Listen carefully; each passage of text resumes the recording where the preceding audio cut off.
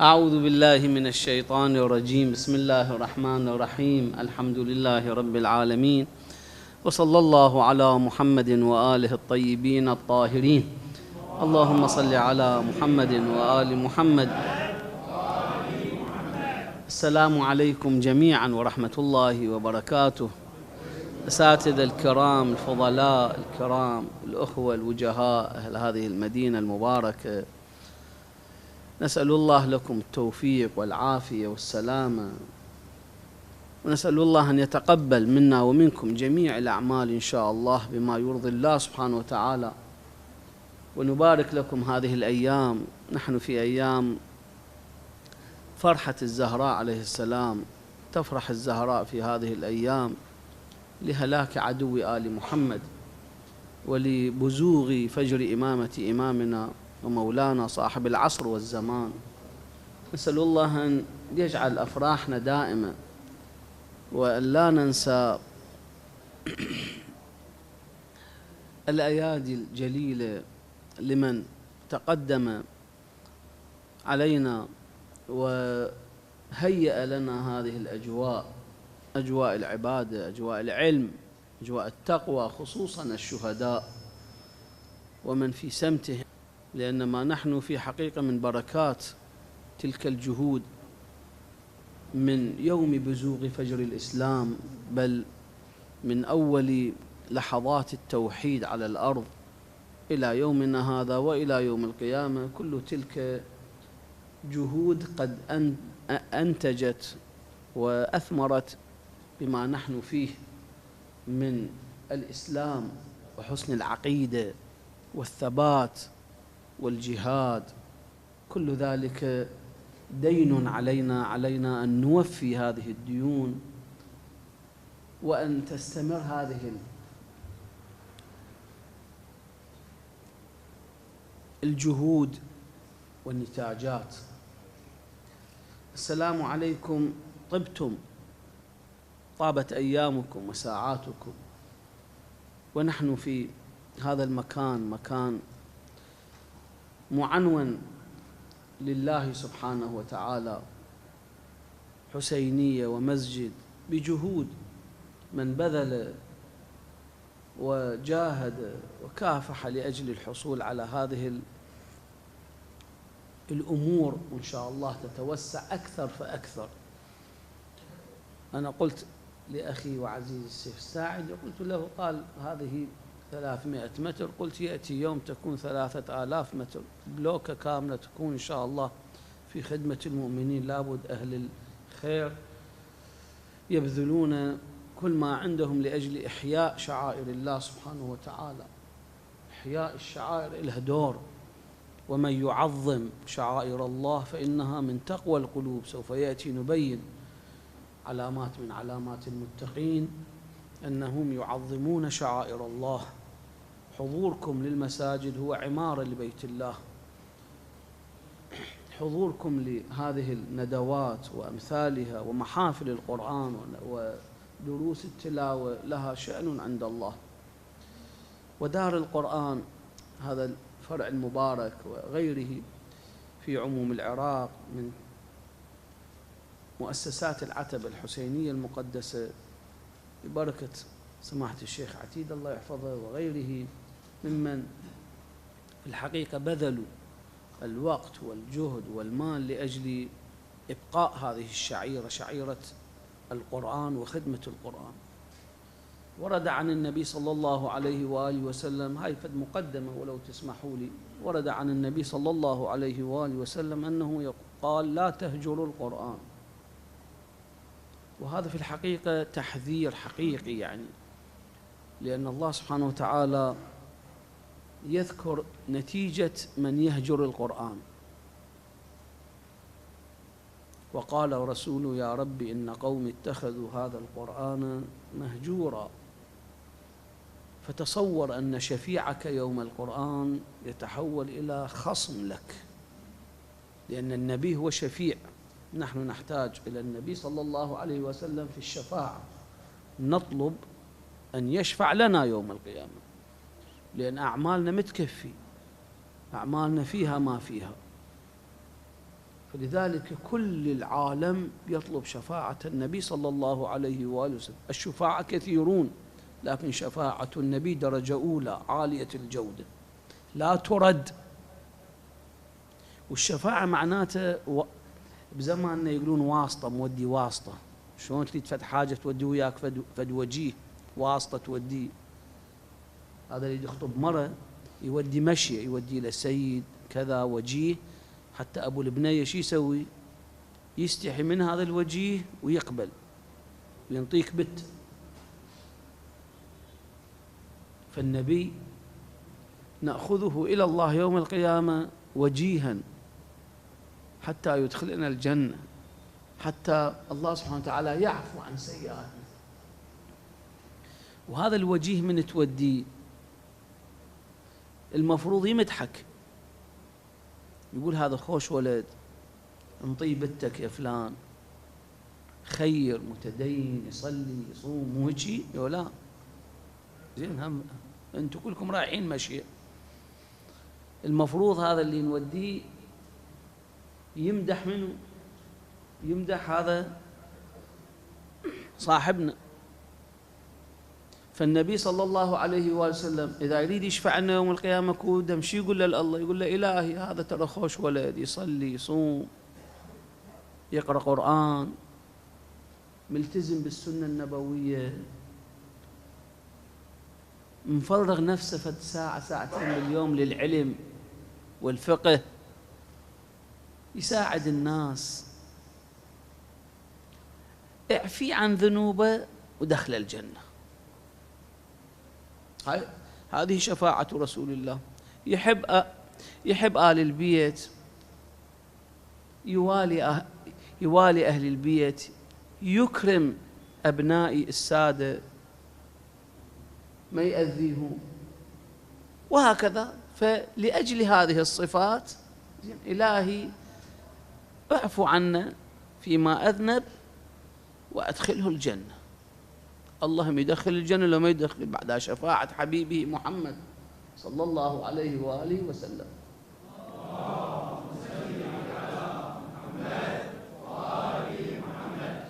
لذلك بعض الناس يأتون إلى النبي صلى الله عليه وآله وسلم يوم القيامة يقولون اشفع لنا عند الله.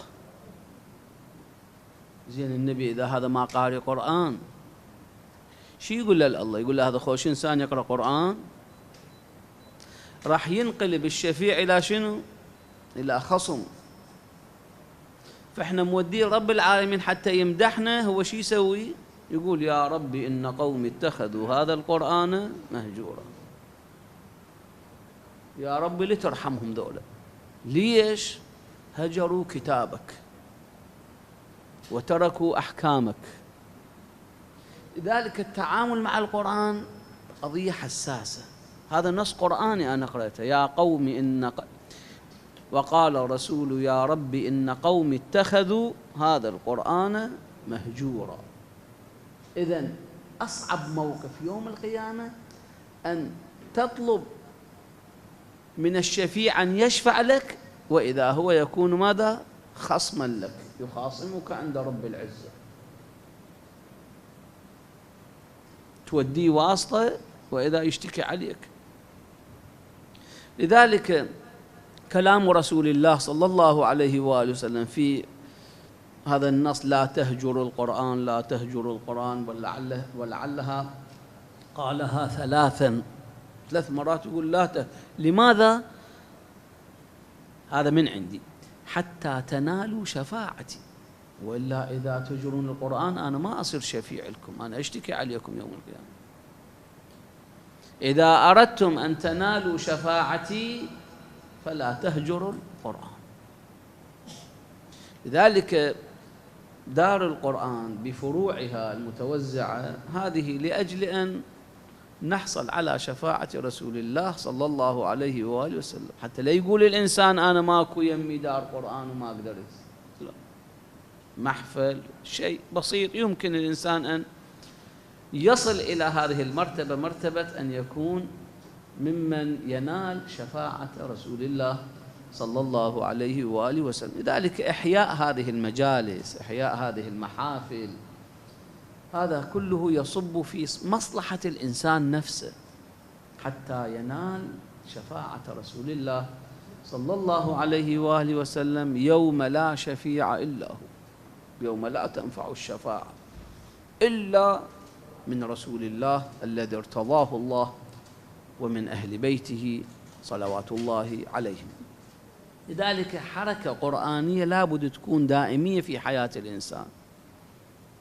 سيجي واحد يقول أنا ما أقدر، عندي وظيفة، عندي كذا، مو مشكلة، أنت عندك أكو بعض الأوقات تقدر أنت وقاعد بالسيارة تقدر تقرأ بعض المحفوظات القرآنية ولو سور صغار، أنت وتنتظر السيارة، أنت وقاعد، أنت وكذا، تقدر يعني هالمحفوظات اللي عندك، أو تخلي مصحف بجيبك تقعد تقرأ. والآن المصحف موجودا بالموبايل كتابة وصوتا، تقدر يعني يقدر الإنسان يستثمر هاي الأوقات الرائعة في ماذا؟ في تلاوة القرآن، حتى لا يكون موصوفا بأنه ممن هجر القرآن ويخرج من هذه الآية التي مخيفة، آية مخيفة مرعبة. الإنسان لو يتأمل أنه إذا انحرم من شفاعة القرآن شنو قيمته للبشر.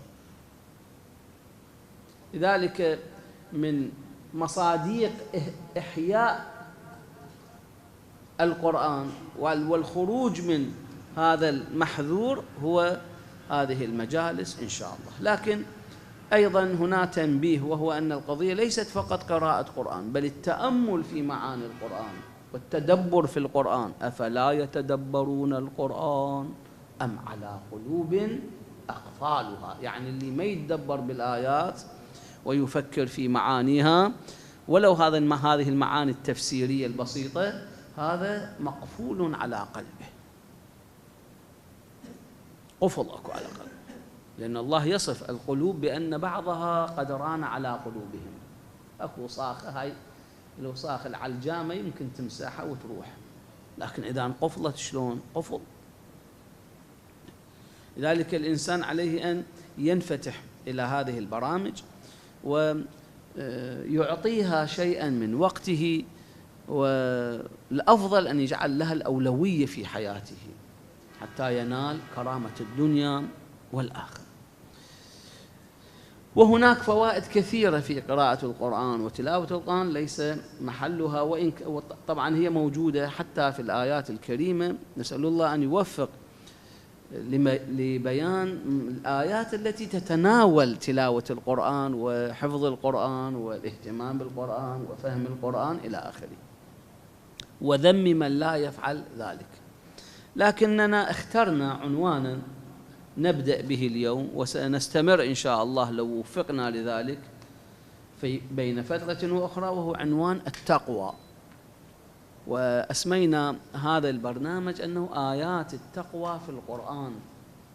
العنوان آيات التقوى، لأن في القرآن توجد آيات تحث على التقوى، تبين أهمية التقوى، آثار التقوى، صفات من يحمل التقوى، من هو متقي، المتقين إلى آخره. نبينها. موضوع واسع لكنه لطيف وجيد وله خصوصية في حياتنا. يعني إحنا حياتنا مرتبطة بالتقوى، بس يجوز إحنا ما نشعر. أكو بعض الناس من تقول له أنت متقي يقول لك أنا وين المتقين، مع أنه أنت من تتابع أعماله شوفه فعلا هذا قمة بالتقوى. بس نبين شلون نعرف المتقي من غير المتقي. هو ما عارف نفسه. وبعض الناس بالعكس يدعي بالتقوى والكذا وهو كل شيء ماكو، مضيعهن كلهن. لذلك مهم الإنسان أن يطلع على التقوى والحافز الأقوى بهالقضية أن الله أمر بالتقوى، مثل ما أمر بالصلاة. الآن إحنا مو نصلي، إذا يقول لك ليش تصلي تقول الله أمر، ليش الصوم الله أمر، ليش تصدق الله أمر. خب التقوى هم الله أمر بها، اتقوا الله ما استطعتم واتقون يا أولي الألباب إلى آخره من الآيات التي سوف أذكرها.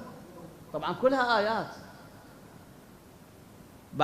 بعض الإحصائيات ذكرت 239 مفردة ذكرت في القرآن التقوى ومشتقاتها باعتبار لغة عربية بعض الكلمات مشتقات بها.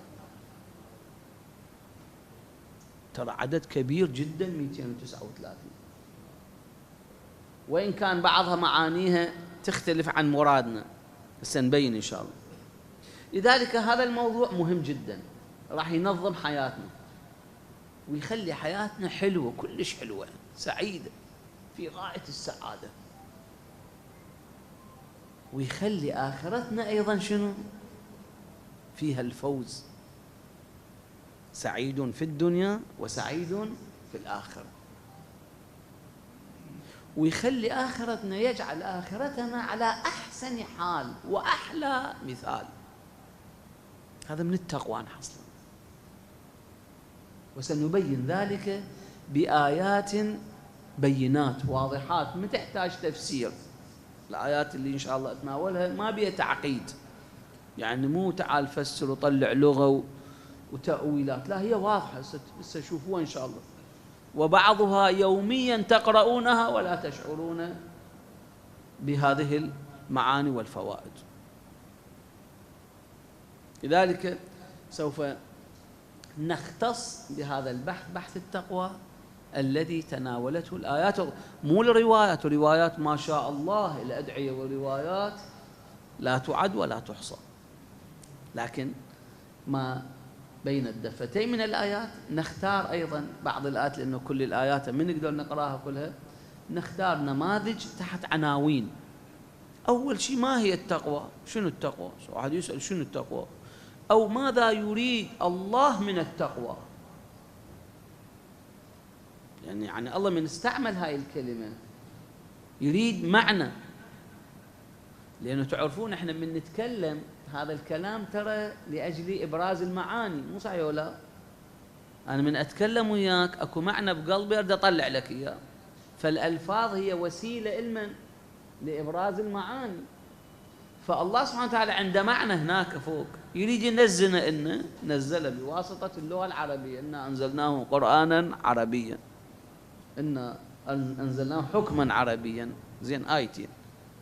فإذن اللغة العربية استعملت عند الله سبحانه وتعالى، الله استعملها لأجل إيصال العلوم السماوية وهذه المعاني العالية إلينا. فنهتم إحنا بقضيتنا، لازم نعرف معناها اللغوي شنو، يعني عند العرب التقوى عند العرب شنو معناها،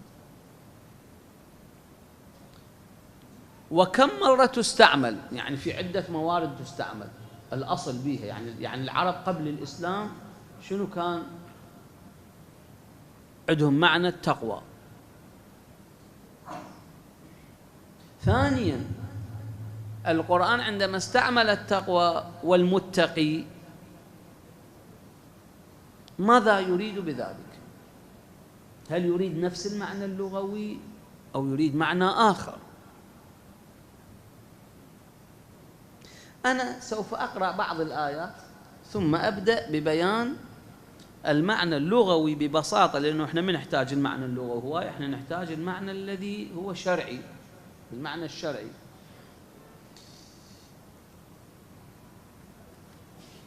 اجمعت بعض الآيات باختصار ولا هي كثيرة. مثلا في أول سورة البقرة، بسم الله الرحمن الرحيم، ألف لام ميم، ذلك الكتاب لا ريب فيه هدى للمتقين. إذن المتقين يحتاجون إلى هداية، هدايتهم من أين يأخذونها؟ من القرآن. ذلك الكتاب لا ريب فيه، ما بي شك، هذا الكتاب اللي ما بي شك شنو؟ يكون مصدر هداية علما للمتقين. طبعا القرآن هو هداية للعالمين، لكن للمتقين أكو خصوصية. ليش؟ المتقي طبيعته يسأل شنو واجب علي، شنو حرام علي. الله يقول له رح أنزل لك آيات بالواجبات وآيات بالمحرمات. أقيموا الصلاة يعني الصلاة واجبة، كتب عليكم الصيام، الصيام واجب، حرمت عليكم الميت والدم ولحم الخنزير، حرمت عليكم أمهاتكم، إلى حرمت. المحرمات موجودة بالقرآن. صحيح القرآن لم يجمع بألفاظه كل المحرمات، لكن أعطى قواعد، والسنة أكملت. فإذا دائما المتقي يحتاج إلى ماذا؟ إلى هداية القرآن، أو أن القرآن هو الهادي للمتقين. والهداية معناته شنو؟ يعرفك طريقك شنو. ساي ما يعرفك طريقك شوي أبينها، وهي أن إحنا طبيعتنا البشر ترى مسافرين، يعني إحنا في سفر. الآن هاي قعدتك ترى أنت مسافر. وين مسافرين إحنا؟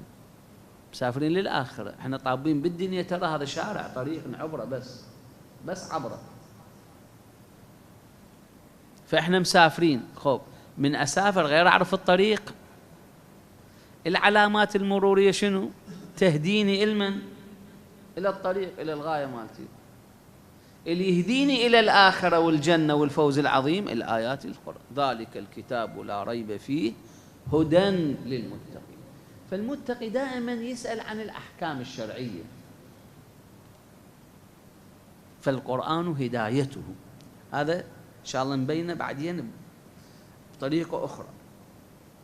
يقول الله سبحانه وتعالى، الآية طويلة بس النهاية مهمة: ليس البر أن تولوا وجوهكم قبل المشرق والمغرب، ولكن البر من آمن بالله واليوم الآخر والملائكة والكتاب والنبيين، وآتى المال على حبه ذوي القربى واليتامى والمساكين وابن السبيل والسائلين وفي الرقاب، وأقام الصلاة وآتى الزكاة والموفون بعهدهم إذا عاهدوا، والصابرين في البأساء والضراء. أيضا هاي في سورة البقرة آية 177.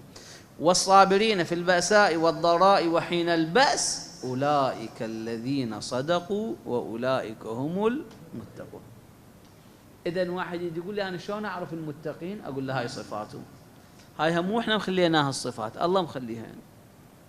الله نزل آية يبين لك صفات المتقين. كيف يكون يعني شلون تعرف الإنسان المتقي؟ طبعا الإنسان يحتاج ترى بعشرته أصدقائك إذا متقين، يعني أنت بخير، عندك تعامل، عندك معاملة معينة. طبعا تبحث عن الإنسان المتقي حتى تخلص من الغش ومن الكذب ومن التزوير وذني، وإلا هذا اللي يزور المعاملات وكذا ما عنده تقوى الله سبحانه وتعالى.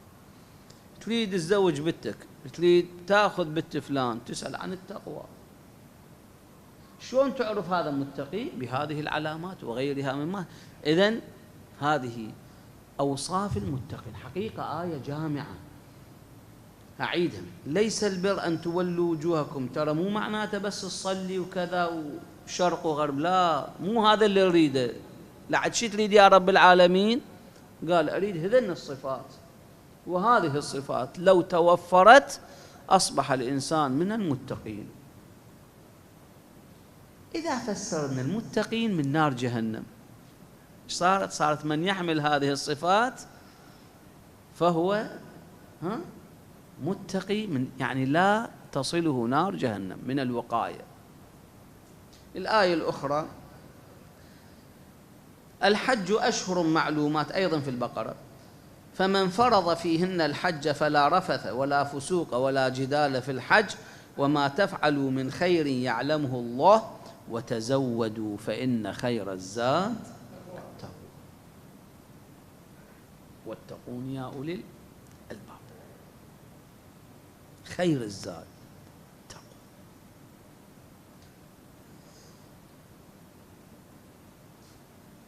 قل أنبئكم بخير من ذلكم للذين اتقوا عند ربهم جنات تجري. شوفوا المتقين ايش يعطيهم الله: جنات تجري من تحتها الأنهار خالدين فيها وأزواج مطهرة ورضوان من الله والله بصير بالعباد.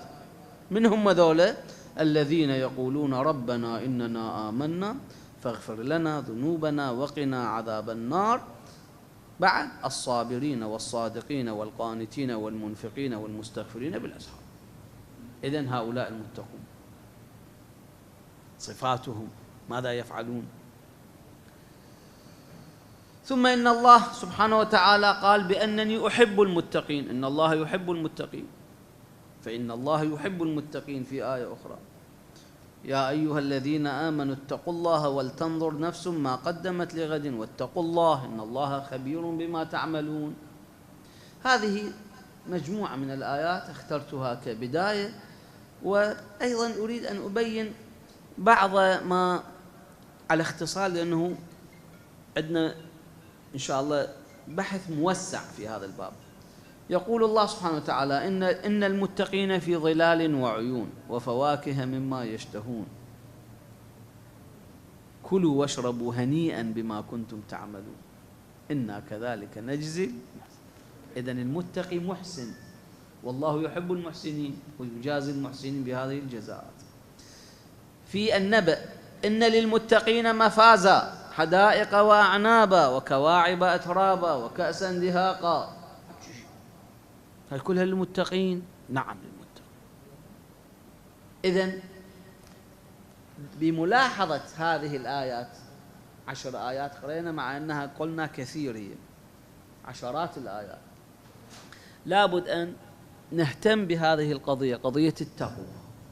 أولا نفهم شنو التقوى، ثانيا نصنع هذه التقوى في أنفسنا حتى نكون من المتقين، حتى ننال هذه الدرجات وهذه المنازل. فإذا أول قضية هي ما هو معنى التقوى؟ التقوى في اللغة العربية من الوقاية، وقى، يقي، قي، فعل الأمر مالها قي، يعني بس قاف وحدة، وقى يقي قي، قاف تحت كسر فعل أمر. معناه شنو؟ معناه أن الإنسان يوقي نفسه، يحصن نفسه مما يضره. الآن قبل كم سنة صار عندنا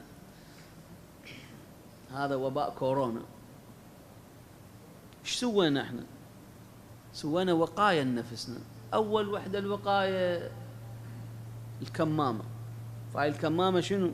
وقتني من الفيروس.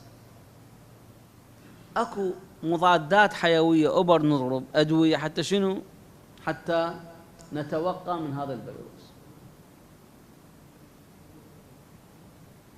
إذا اكو حرارة بالجو ألبس شنو؟ واقية حتى الشمس لتلوح وجهي. البرد يجيني ألبس شنو؟ صوف وأشياء تدفيني حتى شنو؟ أوقي جسمي منين؟ من البرد. إذن التقوى هي من الوقاية. الإنسان يوقي نفسه مما يضره. إذا الإنسان راح إلى مكان بيه وباء، شو يسوي؟ يوقي نفسه. اجت عجة يغطي عيونه حتى شنو؟ حتى لا يطب التراب بعينه، وهكذا. أصلا هو الله سبحانه وتعالى خلق أجسامنا بها وقايات. هذا الجفن يوقي العين، الرموش، كل وقاية. فلذلك التقوى أصلها باللغة العربية من الوقاية.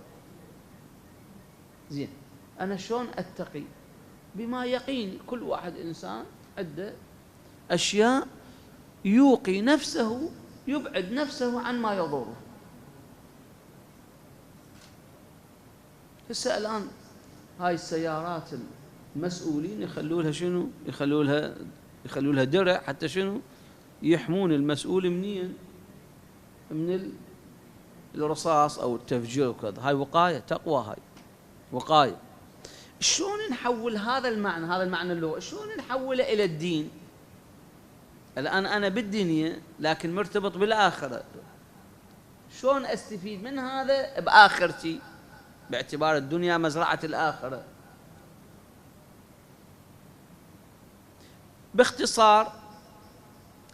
باختصار شديد، أن التقوى هي القيام بما يجب والانتهاء عما يحرم.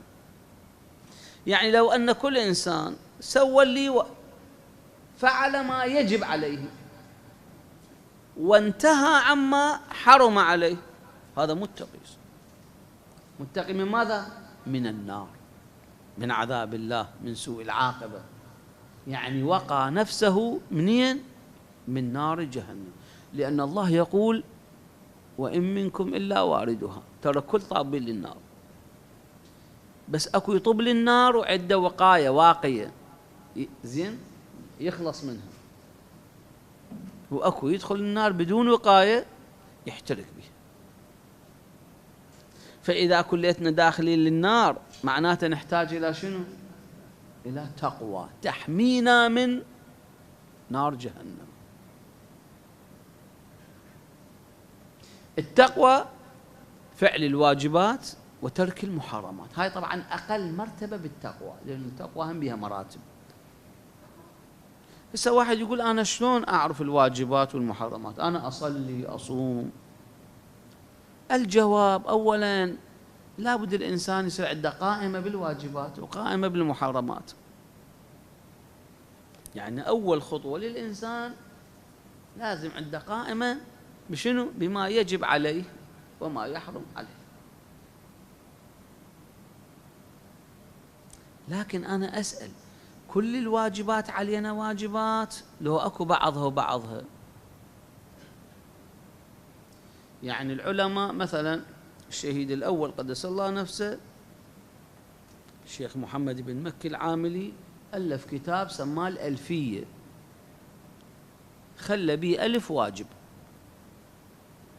وألف كتاب لاخ سماه النفلية، خلى به 2000 مستحب. أنا أسأل، هاي ال1000 الواجبة كلها علينا؟ لا، مو كلها علينا، ترى احنا ما بيهن كلهن 30 40.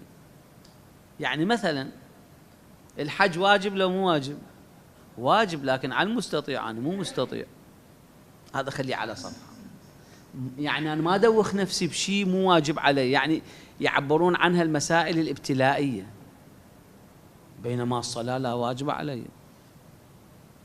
الصيام واجب لو مو واجب؟ واجب، بس أنا من مريض يسقط عني الواجب، فبعد ما أسأل عن الصيام، شو أسوي بالصيام هذا؟ يسقط عني، إذا سقط عني أنا ليش أسأل؟ لذلك هاي الألف ترى مو كلها علينا. مثلا المرأة عليها واجبات لو ما عليها واجبات خاصة بها، الحجاب والستر، أنا مو مريح حتى شنو أدرس أحكام المرأة. إذا أنا من آخذ الواجبات آخذ بس اللي شنو خاصة بي، وأنا وأنت نختلف. أنا ظرفي يختلف عن ظرفك، أنا عندي أموال لازم أزكي وأخمس، أنت ما عندك رجال عيشتك، فإذا أنت ما لك علاقة بالخمس والزكاة، أنا كنت أهتم شنو؟ أحكام الخمس. هاي شيء يعبرون عنها بالفقه، يعبرون عنها المسائل الابتلائية.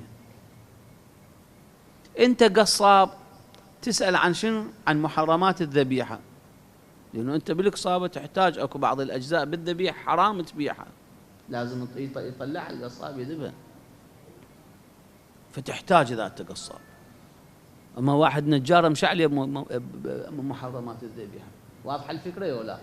لذلك أنت خلي قائمة بالواجبات والمحرمات، ثم طلع شنو؟ أشر صح على اللي أنت مبتليه به.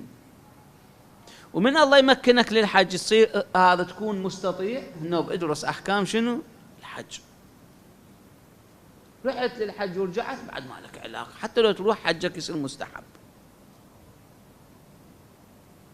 اذا احنا من نقول الف واجب ترى مو كلها علينا كليتنا.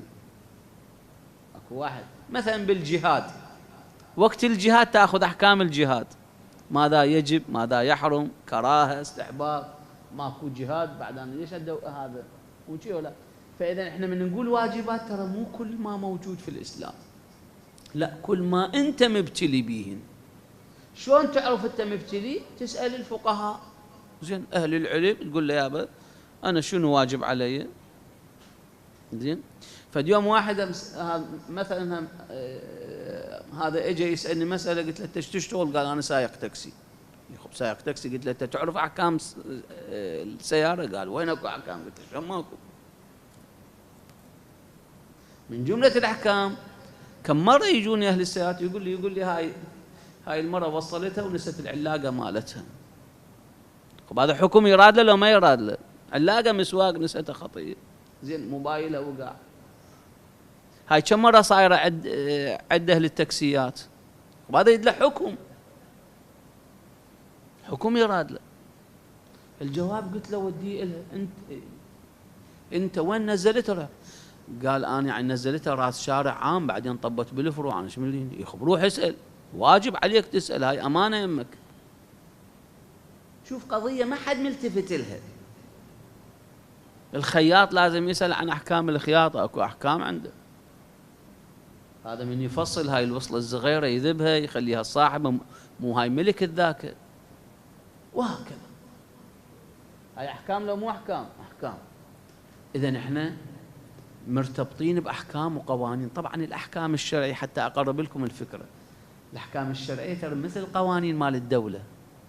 مثل ما انت ملتزم بقوانين الدوله ومتخالف، الاحكام الشرعيه نفس الشيء. بس ذاك حكومه الله سبحانه وتعالى تخوف اكثر.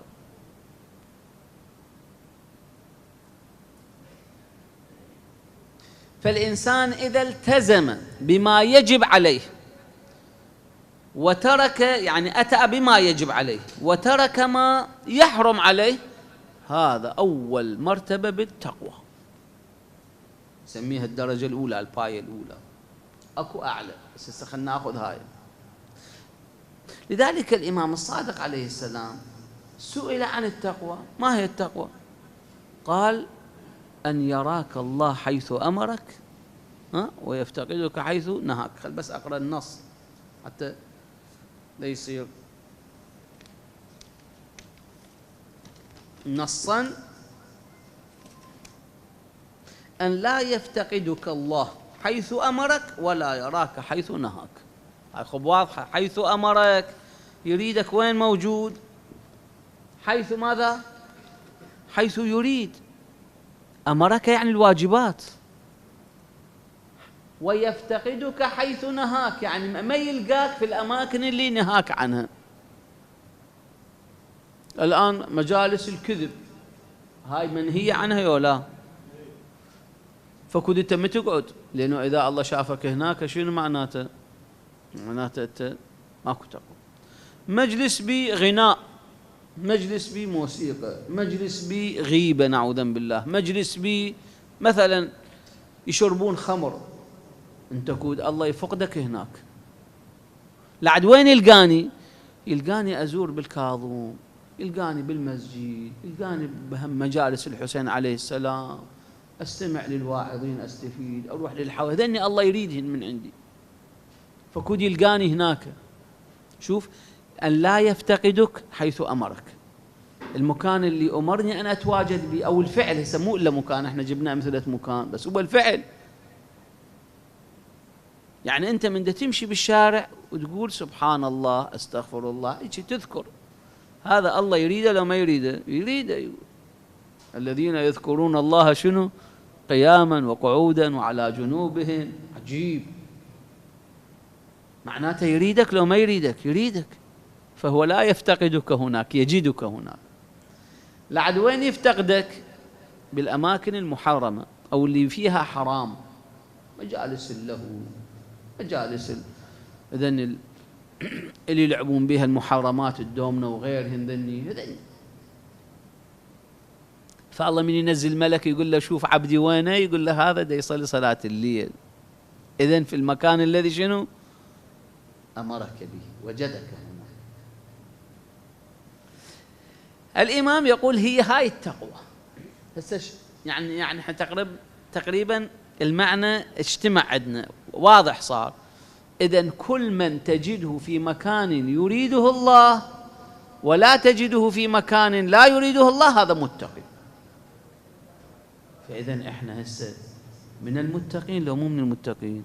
من المتقين، مو بس يريد لها صلاة على محمد وآل محمد. اللهم صل على محمد وآل محمد. يعني أنا من أقول لك أنت من المتقين، ترى هاي بشارة، يعني بشارة، وبشارة مو مجاملات. لا، احنا فعلا قاعدين بمجلس الله يحبه، الله يريده. احنا ما نكذب ولا نبالغ. فعلا هذا مجلسنا مجلس شنو؟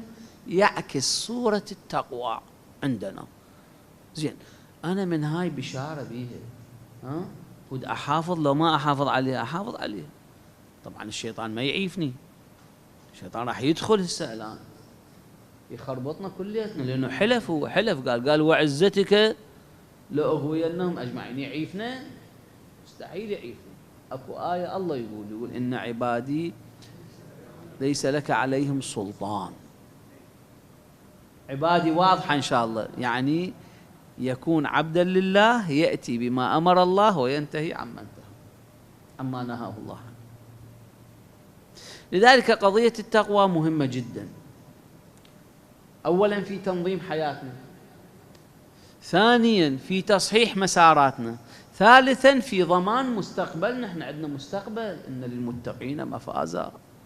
اي احنا عندنا مستقبل، ومستقبلنا ترى أهم من هذا الوضع، لأنه احنا في سفر الآن، والسفر دائما يصير قصير.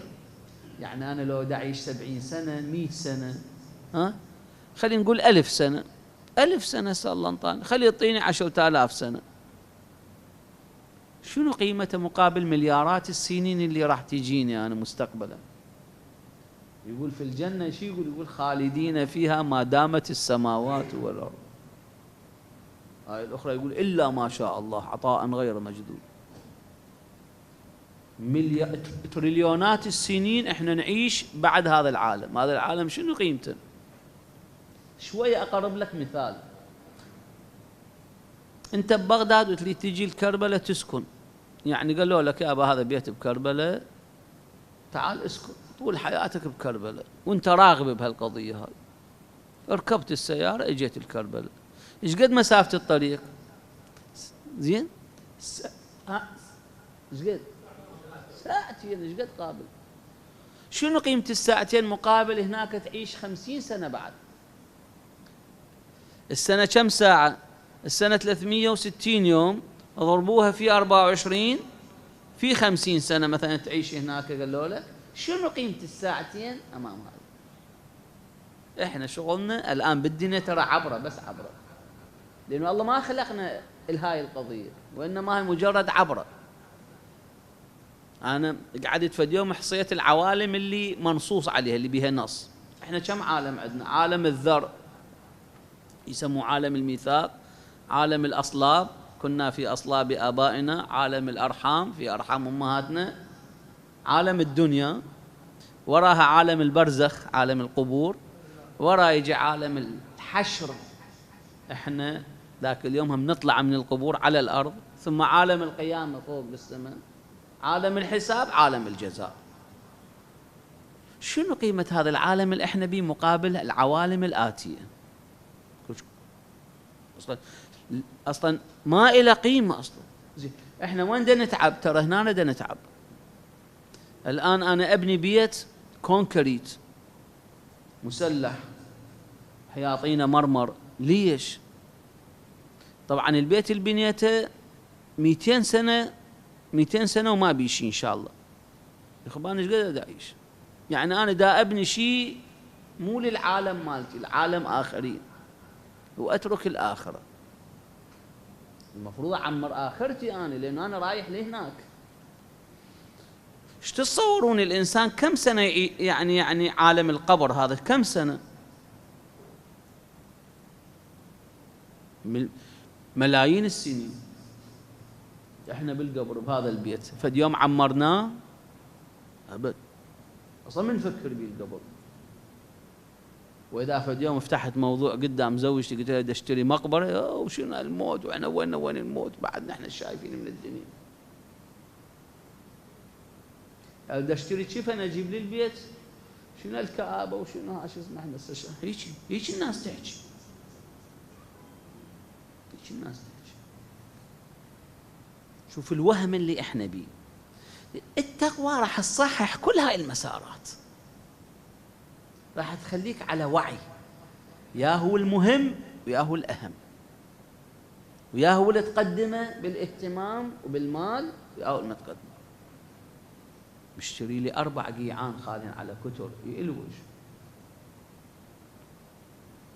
وما مستعد يشتري له شنو؟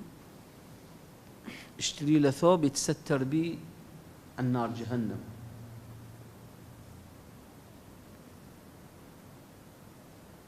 المن للبيوت والعمارات، بس لو يؤدي حق الله ما يهم، نقول مراوسها. التقوى راح تصحح لك كل هاي المسارات. هاي الأفكار اللي عند الإنسان أكثرها وهم والله وهم، ويعيفون الحقيقة. لذلك التقوى مهمة جدا بما بيناه ابتداء، وإن شاء الله نبين ما يجعل الإنسان حاصل على التقوى، وإن ذكرنا بعض الآيات لكن إن شاء الله نفصلها أكثر. أنا أطلت عليكم، جزاكم الله خير الجزاء، أشكر حضوركم اهتمامكم. إن شاء الله هذا البرنامج يستمر ببركة الأخوة الكرام إن شاء الله، وببركة أيضا حضوركم. احنا نتمنى هذا يدوم، هذا المشروع، مشروع التفسير للقرآن بهذا المقدار، يعني مو ذاك التفسير المعقد، لكن هذا المقدار أنه نستفيد مما ورد في القرآن الكريم فوائد الحياة، لأن القرآن جاء حياة للقلوب، نجاة، إن طوق نجاة. الله سبحانه وتعالى أنزله مائدة من السماء لنا. والحمد لله رب العالمين، وصلى الله على محمد وآله الطيبين الطاهرين.